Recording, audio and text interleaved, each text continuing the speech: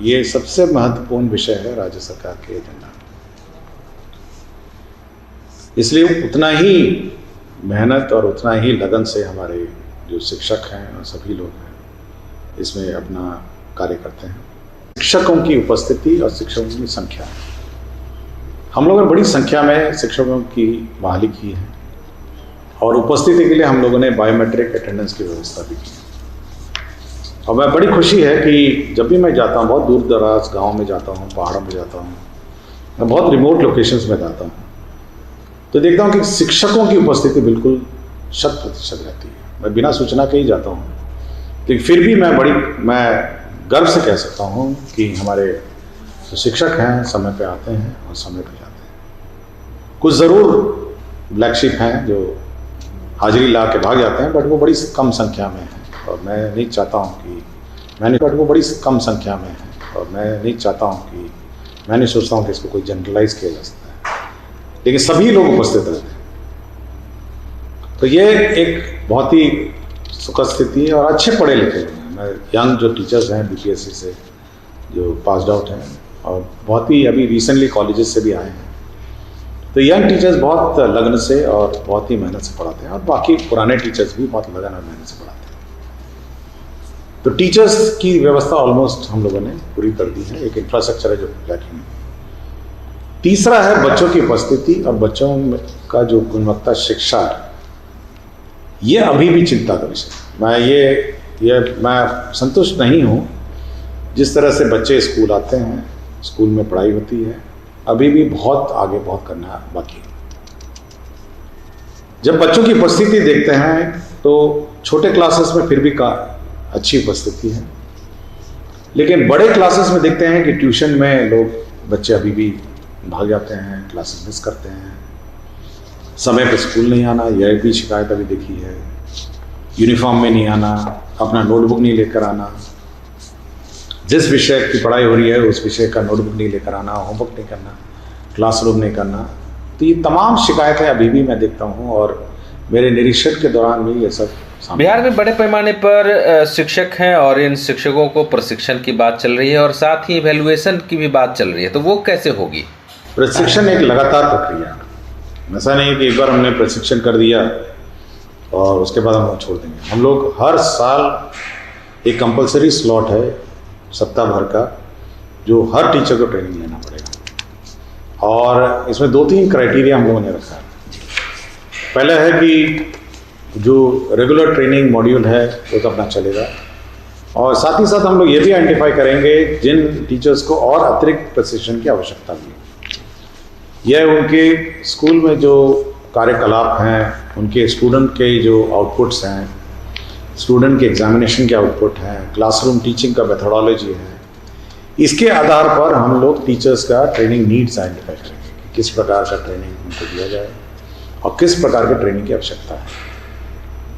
तो ये हम लोग एक आइडेंटिफाई करेंगे और ये इस आधार पर हम लोग उनका करिकुलम डिज़ाइन करेंगे और हर साल, इस साल का तो ट्रेनिंग जो हो गया, लेकिन अगला साल फिर हम लोग ट्रेनिंग करेंगे और एवरी ईयर हर टीचर को ट्रेनिंग लेना पड़ेगा और अपने ज़िले में ट्रेनिंग लेना पड़ेगा। अभी तो दूर लोग ट्रेनिंग लिए हैं, लेकिन हम लोग उन्हीं के ट्रेनिंग जो नीड्स हैं वो उसी ट्रेनिंग नीड्स और उनका ट्रेनिंग उसी ज़िले में रखेंगे और सुनिश्चित करेंगे कि हर साल ये ट्रेनिंग लगातार। सर, बिहार जैसे पिछड़े राज्य में जहाँ लोग बहुत कम टेक्नोक्रेट्स है, लोग टेक्निकली बड़ा कम साउंड है, तो 100% जो डिजिटलाइजेशन शिक्षा विभाग को किया जा रहा है, आपको लग रहा है सर कि सारे लोग जो हैं शिक्षा विभाग के इन चीज़ों को फुलफिल कर पाएंगे? सारे शिक्षक जो हैं इन डिजिटलाइजेशन को एक्सेप्ट कर पाएंगे?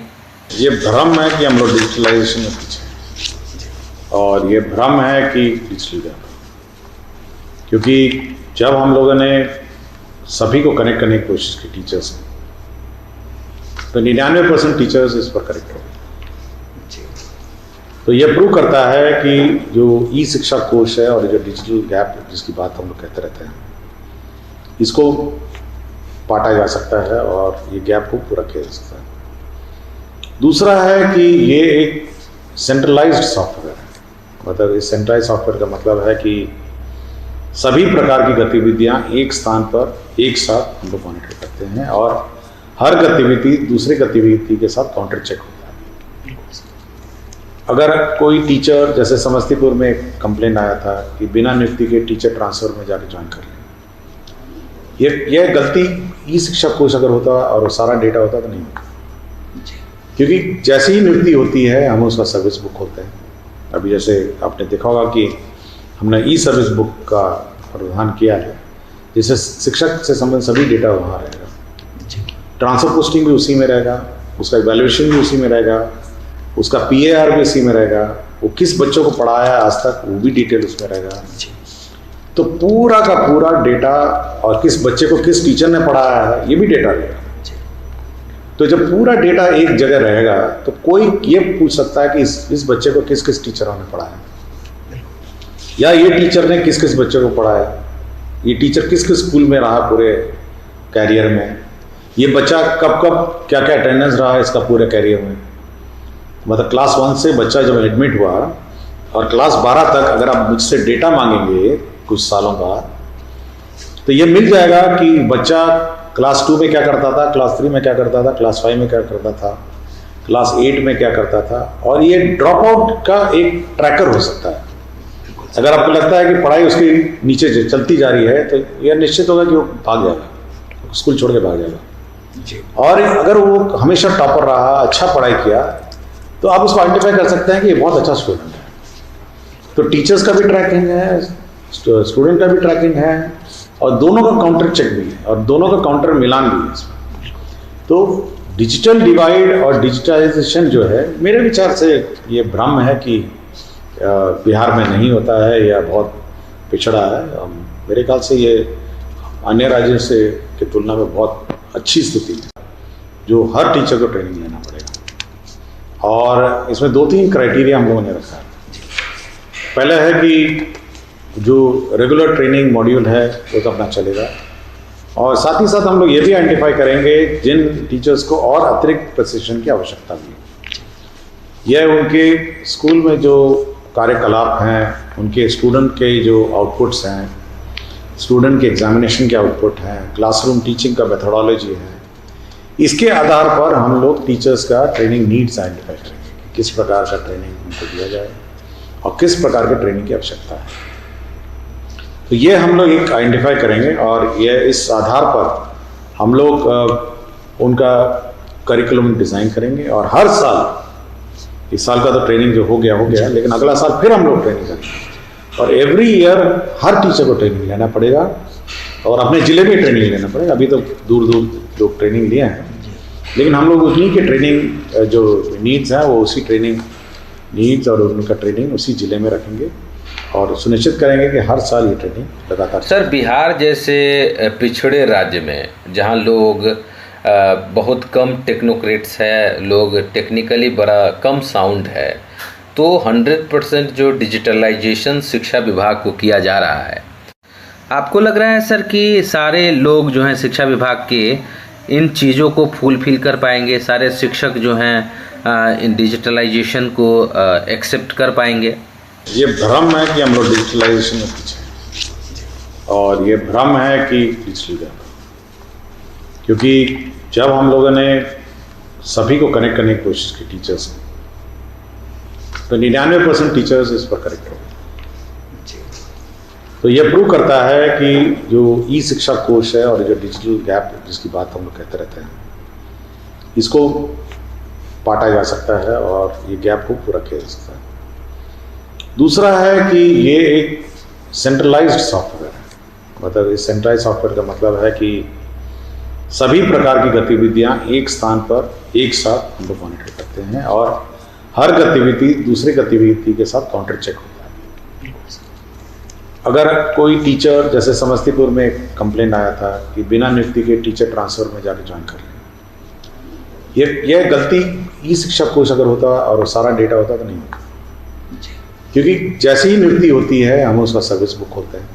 अभी जैसे आपने देखा होगा कि हमने ई सर्विस बुक का प्रावधान किया है, जिससे शिक्षक से संबंधित सभी डेटा वहाँ रहेगा।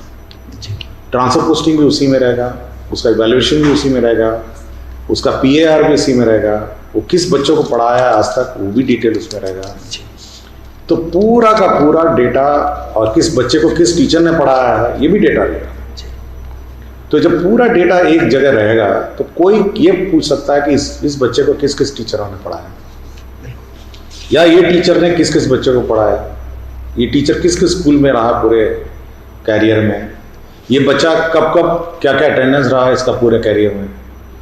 मतलब क्लास 1 से बच्चा जब एडमिट हुआ और क्लास 12 तक अगर आप मुझसे डेटा मांगेंगे कुछ सालों का, तो ये मिल जाएगा कि बच्चा क्लास 2 में क्या करता था, क्लास 3 में क्या करता था, क्लास 5 में क्या करता था, क्लास 8 में क्या करता था। और ये ड्रॉप आउट का एक ट्रैकर हो सकता है।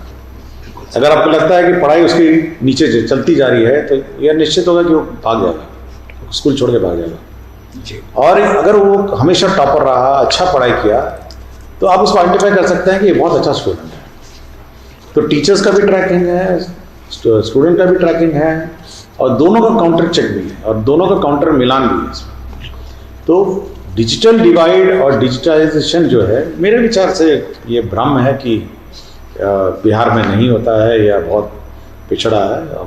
मेरे ख्याल से ये अन्य राज्यों से की तुलना में बहुत अच्छी स्थिति है।